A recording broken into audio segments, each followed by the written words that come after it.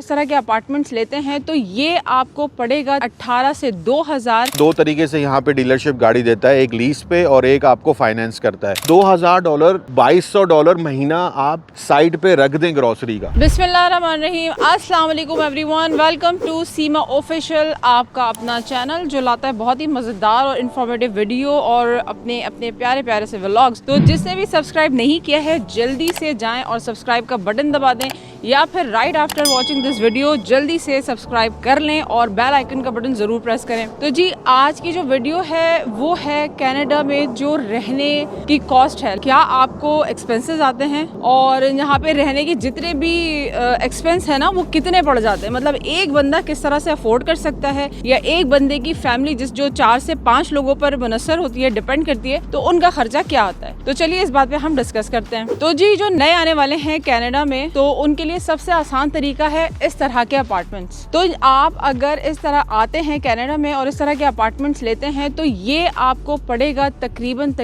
18 से 2000 या फिर 2200, ये डिपेंड करता है एरिया पे भी वो कितना हाई है या कितना लो है। और उसके अलावा आपका सबसे अच्छा ये होता है कि यहीं पर ये जो बिल्डिंग्स होती है ना इसके नीचे ही आपके ग्राउंड फ्लोर पे आपको जिम मिल जाता है, आपको लॉन्ड्री का पूरा सिस्टम मिल जाता है, प्ले एरिया पूरा मिल जाता है, तो वो बहुत ही आसानी हो जाती है। जो मदर्स और जो फादर जिनके छोटे बच्चे हैं तो नीचे ही प्ले एरिया पे छोड़ दिया, लॉन्ड्री कर ली, और या फिर आप जिम चले गए, स्विमिंग पूल वगैरह हर चीज अवेलेबल होती है और ये बड़ा सस्ता पड़ जाता है और बड़ा टिकाऊ होता है। और ये सब इंक्लूड होता है आपके उसी एक्सपेंस पे, उसी रेंट पे। और जी दूसरा ये कि उसका सबसे अच्छा बेनिफिट ये होता है आपको अपार्टमेंट के सामने ही इस तरह से एक छोटा पार्क जो है जो कम्युनिटी वाले बना कर देते हैं, जिसमें बच्चे आराम से प्ले करते हैं। पेरेंट्स यहाँ पे सिटिंग एरिया भी देख सकते हैं यहाँ पर होता है, वॉकिंग करती हुई मदर्स अपने बच्चों को यहाँ छोड़ देती हैं, यहाँ पे आराम से बच्चे खेल रहे होते हैं, तो कोई इसमें मसला होता ही नहीं है, बड़ा ही जो है कन्वीनियंट हो जाता है पेरेंट्स के लिए भी। दूसरा ये कि आप यहाँ देख सकते हैं कि यही बिल्कुल फ्लैट्स अपार्टमेंट के सामने ही आउटडोर यहाँ पर इस तरह का प्ले एरिया है जो बास्केटबॉल और जो भी जिस तरह के भी गेम्स होते हैं छोटे छोटे उस तरह के ये प्ले एरिया बना के ये दे देते हैं, तो ये भी आपकी एक सहूलत है। अच्छा जी ये छोटा सा रूम जो आप देख रहे हैं ये है गार्बेज का। यहाँ पर गार्बेज सिस्टम इतना अच्छा होता है कि ऊपर से आपने सारा जमा किया और यहाँ पे लाके फेंक दिया, आपका घर भी साफ सुथरा रहता है। और ये बिल्कुल हर वीकली इन लोगों की जिम्मेदारी होती है, जो अपार्टमेंट वाले होते हैं, जो यूनियन वाले होते हैं, जो ऑफिस की तरफ से ये उनकी जिम्मेदारी होती है कि वो ये एरिया क्लीन करके रखें। देन अगेन यहाँ पर गार्बेज का और रिसाइकिल का दोनों के बिन्स अलग अलग होते हैं, तो मेक श्योर उसका गार्बेज उसी में जाए। अच्छा जी साथ ही यहाँ पर आपको ये पूल एरिया मिलेगा जो इस वक्त बंद है क्योंकि अभी ये विंटर का सीजन है, तो विंटर के सीजन में ये पूल एरिया बंद होता है। ये जो है समर में खुला होता है। और यही जो अपार्टमेंट जो रेंट पे लेते हैं ये सब कुछ जो होता है वो इनके लिए ही होता है, बाहर वाले यूज नहीं कर सकते, ये सिर्फ और सिर्फ अपार्टमेंट वाले जो रेंट पे कर रहे हैं इसका, ये उनके लिए ही है। अच्छा जी पार्किंग के हवाले से ये अंदर जो है ये देख सकते हैं इस तरह की पार्किंग होती है, ये भी अपार्टमेंट वालों के लिए होती है जो यहाँ पर इजीली पार्क कर देते हैं, और ये बेसमेंट पार्किंग कहलाती है ये, और ये बिल्कुल फ्री होता है। ये सिर्फ उनके लिए है जो यहाँ पर रहते हैं, जो रेंट पे करते हैं और जिनका ये फ्लैट या अपार्टमेंट होता है, जिन्होंने बाय किया हुआ होता है, मतलब मॉर्गेज सिस्टम पे जो भी है। अच्छा अगर एक बात और, अगर आपने ये अपार्टमेंट मॉर्गेज करना होता है तो उसका मॉर्गेज भी कम होता है। तो मैं आपको घर का भी बताती हूँ और मैं आपको अपार्टमेंट्स का भी बताती हूँ। दूसरा ये आप देख सकते हैं यहाँ पे ये एरिया, ये जो एरिया है यहाँ पर जो पार्किंग नजर आ रही है ये विजिटर्स के लिए है। जो आपके गेस्ट आएंगे तो वो गेस्ट यहाँ पर आकर पार्किंग करेंगे और वो गेस्ट के लिए पार्किंग फ्री है, यहाँ पर कोई पैसे नहीं है। एंड देन यही सामने ही अपार्टमेंट के इस तरह के घर बने हुए होते हैं, होम्स। तो यहाँ का जो है अगर आपने ये रेंट करना है होम वगैरह तो इसका ऊपर का जो पोर्शन होता है, ऊपर का फ्लोर, वो तकरीबन जाता है तकरीबन 22 से 23 या 2400 या मैक्सिमम 2500। इसमें आपका हाइड्रो, इलेक्ट्रिसिटी, हर चीज जो है वो इंक्लूड होती है। अच्छा आपने अगर बेसमेंट लेना है तो बेसमेंट के पैसे जो होते हैं, जो रेंट होता है वो होता है 18 से 2000 या 2100। उसमें आपको 40% जो है वो बिल शेयर करना पड़ता है। तो ये जो चीजें हैं ना, अगर आप आ रहे हैं कनाडा तो अगर आप इस तरह से सोच कर अच्छी तरह से प्लानिंग करके आए कि या तो आपने अपार्टमेंट लेना है, इसमें सारी चीजें इंक्लूड होती हैं, इस तरह का हाउस लेना है तो यहाँ पर आपको आपके बैकयार्ड में सारी सहूलत मौजूद होती है। बैकयार्ड में बच्चे प्ले कर सकते हैं, वहाँ पर आपका एक छोटा सा स्विंग डाल दें या स्विमिंग पूल डाल दें पोर्टेबल, जो भी इस तरह से आप कर सकते हैं। हैं, बारबेक्यू स्टैंड डाल सकते हैं। दूसरा ये कि आपका जो लॉन्ड्री सिस्टम है वो आपके घर के अंदर होगा, आपको कहीं बाहर जाके नहीं करना पड़ेगा। और अगर आपने नीचे बेसमेंट लेना है तो वो बहुत ही सस्ता है, वो तो बहुत ही चीप है, क्योंकि आपको उससे और भी पैसे सेविंग होंगे, क्योंकि उसका कोई खर्चा ही नहीं है। कॉस्ट ऑफ लिविंग जो कनाडा की है ना, वो बहुत ही ज़्यादा हाई या बहुत ही ज़्यादा लो नहीं, ये डिपेंड करता है एरियाज़ पे भी। मैं जो खड़ी हूँ, मैं हूँ मिसिसागा में। यहाँ पर टोरंटो में, मिसिसागा में, ब्रैम्पटन में हर तरह के अपने अलग अलग प्राइसेस हैं। और ये फ्लैट्स और जो अपार्टमेंट और जो होम्स के सामने ही आप देख सकते हैं गैस स्टेशन, जो कि बिल्कुल वॉकिंग डिस्टेंस पे है। और वॉकिंग डिस्टेंस पे ही आपको मिलेगी सारी ग्रॉसरी शॉप। और आपके घर और फ्लैट्स के सामने, अपार्टमेंट के सामने ही करीब करीब यानी कि सारी चीज़ें होती हैं। मंदिर, मस्जिद, ये देखें सामने ही आप देख सकते हैं चर्च और गुरुद्वारा। हर जो है, हर इस तरह के जो आपके प्लेसेस होते हैं ना, वो घर के करीब करीब होते हैं, ताकि आप वॉकिंग डिस्टेंस से जा सकें। अच्छा, घर पे तो आप अपनी बच्चों की साइकिल्स वगैरह घर में ही गैराज वगैरह में रख सकते हैं। ये अपार्टमेंट्स के जो बच्चे होते हैं वो अपनी साइकिल जो पार्क करते हैं वो इस तरह से पार्क करते हैं। ये देखें लिखा हुआ है बाइक रैक, और यहाँ पर ये खुद ही पार्क करके और यहाँ पर ये इसको लॉक लगा देते हैं। तो ये देखें जी, जो मैं आपको दिखा रही थी यहाँ के अपार्टमेंट्स, उसके बिल्कुल सामने ही यानी कि वॉकिंग डिस्टेंस पे ही ये पूरा सराउंड में आपको नजर आएगा सारा प्लाजा, जिसके अंदर सारी ग्रोसरी शॉप भी है, फास्ट फूड रेस्टोरेंट्स वगैरह भी हैं, पाकिस्तानी, देसी, इंडियन सारे रेस्टोरेंट्स, बैंक्स यहाँ पर मौजूद हैं। इसी प्लाजा के अंदर ही वॉकिंग डिस्टेंस पे आप जहाँ रहेंगे, जो आपका अपार्टमेंट या आपका घर होगा, उसके बिल्कुल वॉकिंग डिस्टेंस पे ही ये सब कुछ आपको मिलेगा। यहाँ पर कॉफी शॉप है, मैकडोनल्ड है, हर चीज यहाँ पर आपको मिलेगी। मिठाई की बड़ी मजेदार सी दुकान भी है, पिज्जा शॉप भी है। तो ये उस वक्त मुमकिन है जब अगर आप यहाँ कनाडा आ रहे हो, तो या आपके कोई रिलेटिव या कोई फ्रेंड हो, या गूगल सर्च भी कर सकते हैं अगर कोई ना भी हो तो, कि आप जहाँ रहने वाले हैं तो वहीं के सराउंड में ये सारी चीजें आपके पास अवेलेबल हों। जैसे कि वो आपका फ्लैट है तो ये सारी चीजें आपके सिर्फ वॉकिंग डिस्टेंस पे ही है। और मेक श्योर करें कि वहाँ पर बस स्टैंड भी मौजूद हो करीब आपके घर के। अगर आप आते ही गाड़ी अफोर्ड नहीं कर सकते फौरन के फौरन, तो आपको हर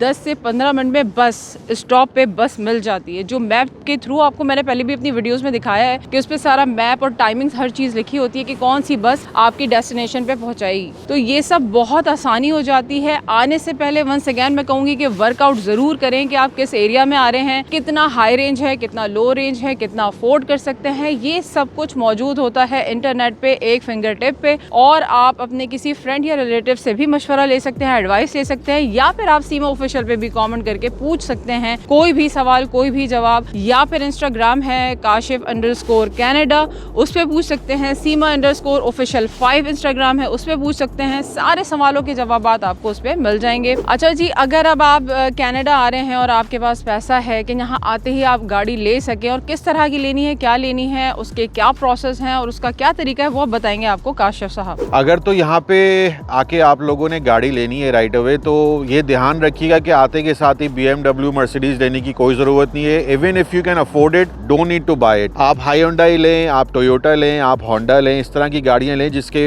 आपको पार्ट्स वगैरह थोड़ा सा चीप पड़ जाए, अगर आपको कोई उसकी मेंटेनेंस करवानी है, ठीक है ना। दूसरी चीज ये है कि उसमें गैस भी एवरेज डलती है। अगर आप हाइब्रिड गाड़ी लेंगे तो और ज्यादा अच्छा होगा आपके लिए। तो अगर आप लीज पे गाड़ी ले रहे हैं, देखें दो तरीके से यहाँ पे डीलरशिप गाड़ी देता है, एक लीज पे और एक आपको फाइनेंस करता है। लीज का मतलब ये है कि आपने 2 साल की लीज करवाई या 4 साल की लीज करवाई, तो आपको वो गाड़ी रिटर्न करनी पड़ती है। और अदरवाइज अगर आप रिटर्न ना करें तो उसमें फिर ये होता है कि एंड में एक पेमेंट बच जाती है 10,000 की, 5,000 की, फिर वो दे के आप उसको ले सकते हैं। फाइनेंस में क्या होता है कि आप फाइनेंस करवा लें गाड़ी, उसमें गाड़ी फिर आपकी हो जाती है, चाहे आप 5 साल की फाइनेंसिंग करवाएं, 4 साल की करवाएं, 8 साल की करवाएं, वो गाड़ी फिर आपकी हो जाती है। तो यहाँ पे तकरीबन अगर आप फाइनेंस करवाते हैं तो आपको $600 तकरीबन आप रख के चले। एक डिसेंट गाड़ी की भी बात कर रहा हूँ, Honda Civic, Honda Accord, Toyota Corolla, Toyota Camrys या हायोंडाई सोनाटा, जिसमें अगर आप फाइनेंस कर रहे हैं तो वो तकरीबन 500-600 की आप एवरेज रखें फाइनेंसिंग में। लीजिंग में पैसे थोड़े कम होते हैं, 200 होंगे, 300 होंगे, वो फिर रिटर्न भी करनी पड़ जाएगी अगर आपके पास एंड में 10,000 12,000 जमा नहीं है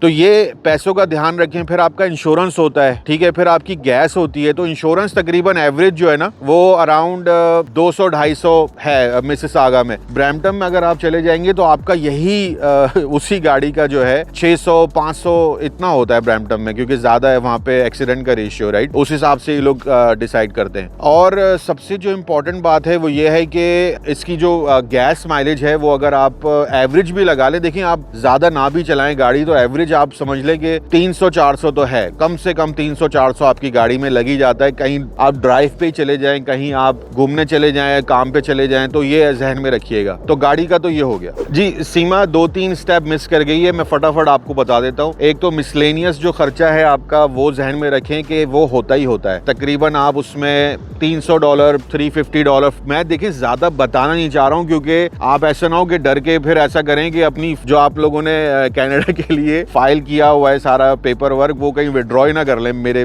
बातों से। आप डरिएगा नहीं, ये जब आप यहाँ पे आते हैं तो उस हिसाब से आप एडजस्ट हो जाते हैं। कुछ सालों में, कुछ महीनों में आपको पता भी नहीं चलेगा भाई मिसलेनियस क्या है, बिल्स क्या है, क्या नहीं है। इंशाल्लाह ताला जब आप हस्बैंड वाइफ दोनों मिलके मेहनत करेंगे तो इंशाल्लाह ताला अल्लाह ताला आपकी चीजों में बरकत डालेगा। ग्रोसरी अगर आप हस्बैंड वाइफ हैं, 2 बच्चे हैं, चलो 4 की फैमिली, एक रेगुलर फैमिली होती है, उसमें आप $2000, $2200 महीना आप साइड पे रख दें ग्रोसरी का। ये मैं आपको लिख के दे दूं, इन्फ्लेशन की वजह से महंगाई काफी हुई है कनाडा में, और चाहे वो मिसिसागा हो, मिल्टन हो, ओकविल हो, इतना ही है खर्चा ग्रोसरी का, जिसमें आपका मीट आ जाता है, वेजिटेबल्स आ जाती हैं, आपका घी, दही, डबरोटी, ये सारी चीजें, ब्रेड, दूध, मिल्क वगैरह जो भी चीजें आती है उसमें आप बेसिकली इसी तरह से हिसाब किताब रखें कि 2200 तो कहीं नहीं गए। और ये वो चीजें हैं जो आपको एसेंशियल हैं, जो आपको करनी है। बाकी आपके बिल्स होते हैं, बिल्स का एवरेज जो है वो तकरीबन आप समझ लें कि अगर आप रेंट पे रह रहे हैं तो फिर वो इंक्लूड भी हो सकता है, राइट। अगर वो इंक्लूड है तो